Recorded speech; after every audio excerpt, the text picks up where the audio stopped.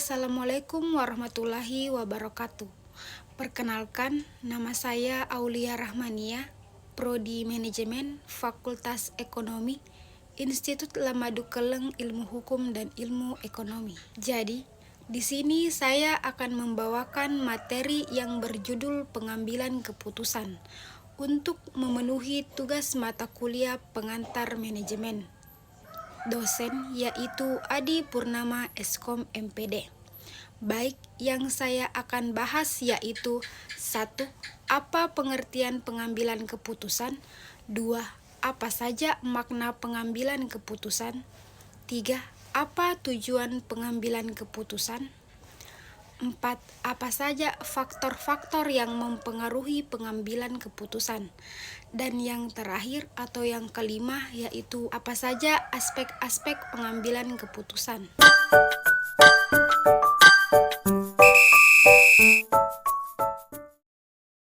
Satu, pengambilan keputusan merupakan hasil dari sebuah pemecah masalah yang dihadapinya dengan tegas.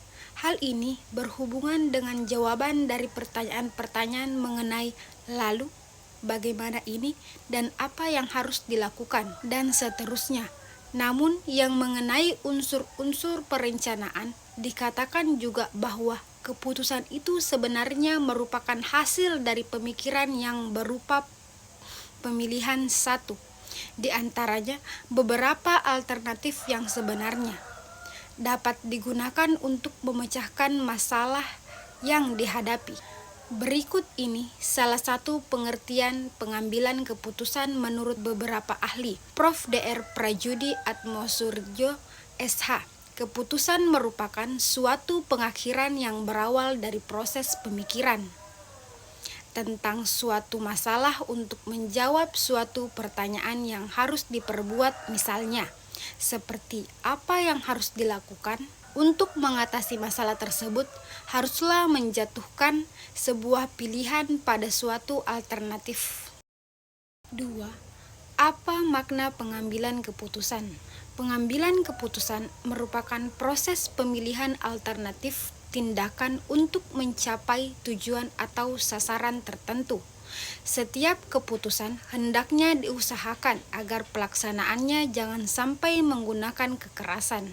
Langkah-langkah pelaksanaannya melalui ketauladanan yang baik sehingga para pelaksana dengan senang hati melakukan kegiatan yang telah diputuskan.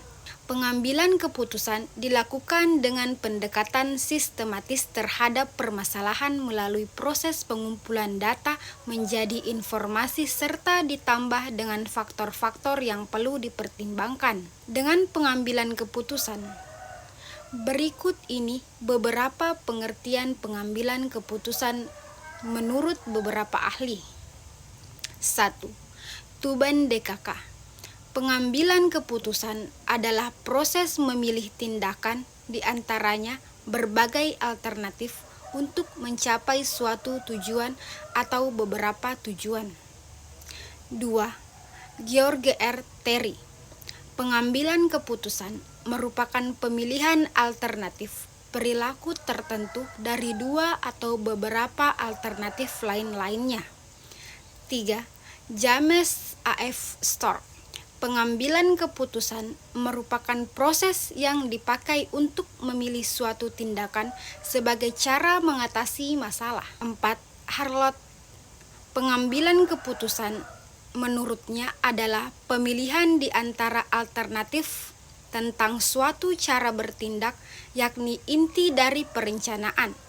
Perencanaan tidak dapat dikatakan tidak ada jika mengambil keputusan.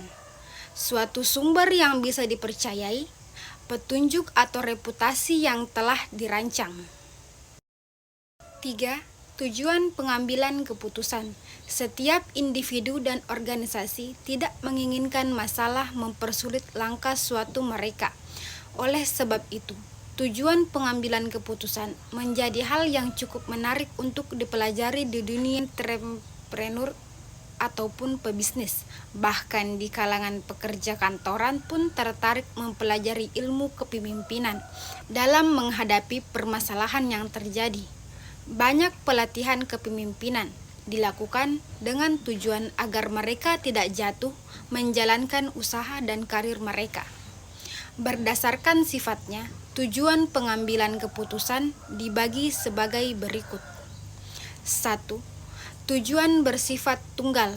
Tujuan pengambilan keputusan berdasarkan sifat tunggal mengacu pada pengambilan keputusan yang dilakukan karena hanya ada satu permasalahan saja. Artinya, bahwa sekali diputuskan, tidak ada kaitannya dengan masalah lain. 2. Tujuan bersifat ganda. Tujuan pengambilan keputusan yang bersifat ganda adalah pengambilan keputusan yang didasari karena terjadi lebih dari satu masalah. 4. Apa saja faktor-faktor yang mempengaruhi pengambilan keputusan? Faktor yang mempengaruhi pengambilan keputusan dibedakan menjadi dua. Dapat berupa faktor yang berasal dari individu atau dari lingkungan eksternal. Yang pertama, faktor yang berasal dari dalam diri individu. Faktor dalam diri individu mempengaruhi pengambilan keputusan antara lain. 1. Keyakinan dan nilai pribadi. Nilai-nilai dan keyakinan seseorang dapat mempengaruhi bagaimana mereka membuat keputusan. Seseorang yang mempunyai nilai-nilai konservatif mungkin cenderung mengambil keputusan yang lebih konservatif mengenai gaya hidup atau politik. 2. Pendidikan dan pengalaman. Pengalaman masa lalu seseorang serta tingkatan pengetahuannya akan situasi yang sangat mampu mempengaruhi bagaimana ia mengambil keputusan. Orang-orang yang sudah mempunyai pengalaman positif dengan suatu merek mungkin lebih cenderung akan membeli lagi barang tersebut. 3. Emosi dan perasaan.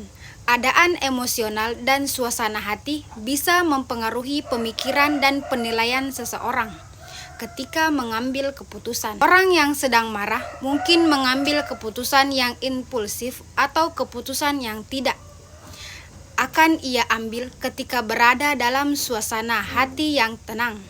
4. Tujuan jangka panjang dan tujuan jangka pendek. Pilihan seseorang dapat dipengaruhi oleh tujuan jangka pendek dan jangka panjang yang ia miliki, serta aspirasinya. Seseorang yang mempunyai tujuan untuk menghemat uang mungkin akan memutuskan untuk tidak membeli barang-barang yang mewah. Yang kedua, faktor yang berasal dari lingkungan atau eksternal. Faktor dari lingkungan eksternal ini mempengaruhi pengambilan keputusan antara lain. 1. Stres sosial. Tekanan dari keluarga, teman, atau komunitas dapat mempengaruhi pengambilan keputusan. 2. Pengaruh pers dan iklan. Persepsi dan keputusan seseorang pelanggan sangat dipengaruhi oleh periklanan dan media. Hal ini dikarenakan iklan yang meyakinkan dapat membuat seseorang membeli barang tertentu. 3. Faktor keuangan. Keputusan juga dipengaruhi oleh faktor ekonomi seperti inflasi, harga barang, serta pendapatan individu. Misalnya, apabila harga bahan bakar naik, seseorang mungkin lebih memilih untuk menggunakan transportasi umum dibandingkan mobil pribadi. 4. Tingkatan ancaman pada situasi tertentu. Keputusan seseorang dapat dipengaruhi oleh persepsinya terhadap resiko. 5. Aspek-aspek pengambilan keputusan. Menurut Mince-Moyer dan Perkis 2003, menampilkan keterampilan pengambilan keputusan yaitu 1. Mengidentifikasi masalah, merumuskan alternatif-alternatif, mempertimbangkan resiko atau konsekuensi, memiliki alternatif dan evaluasi. Sebagai berikut. 1. Mengidentifikasi masalah. Mengidentifikasi masalah merupakan proses dalam membentuk tujuan yang sistematis, mendeskripsikan masalah secara tepat, bereaksi terhadap suatu situasi tujuan dengan berpikir, menafsirkan dan bertanya, memahami bahwa membuat pilihan adalah proses kognitif. 2. Merumuskan alternatif-alternatif. Merumuskan alternatif adalah kemampuan untuk mencari kemungkinan pilihan, mencari informasi, menganalisis pilihan, menjelaskan keakurat sumber informasi dan mengkombinasikan beberapa alternatif pilihan. 3. Mempertimbangkan risiko atau konsekuensi.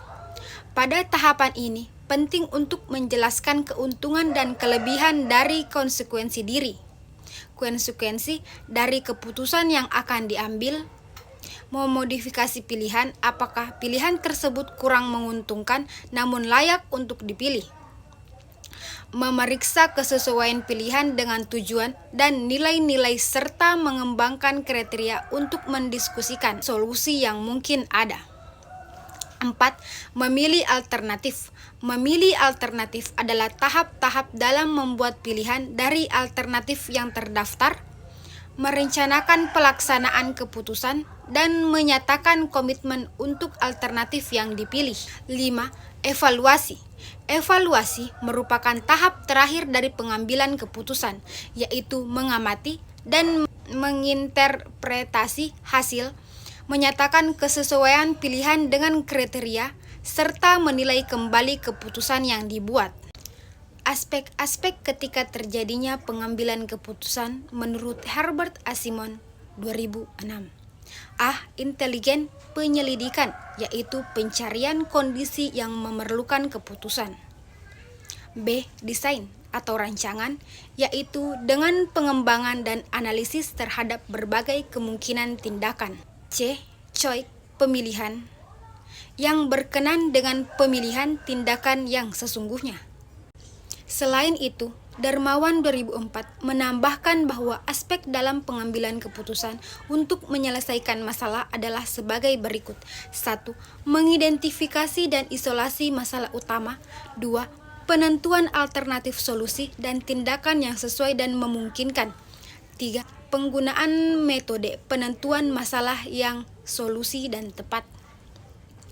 Penentuan sejumlah konsekuensi dari alternatif, solusi dan tindakan yang akan diambil secara rinci. Pemilihan alternatif solusi dan tindakan yang paling optimal. Penentuan strategi, lanjutan atau solusi dan tindakan. Keputusan diambil atau disepakati bersama secara bulat. Jadi, berdasarkan aspek-aspek pengambilan keputusan yang ada di atas, aspek dalam pengambilan keputusan adalah mengidentifikasi masalah, merumuskan alternatif-alternatif, mempertimbangkan risiko, memilih alternatif, dan evaluasi. Jadi itulah tadi materi yang sempat saya sampaikan. Mohon maaf jika dalam pembuatan video ini ada salah kata ataupun dan sebagainya. Assalamualaikum warahmatullahi wabarakatuh.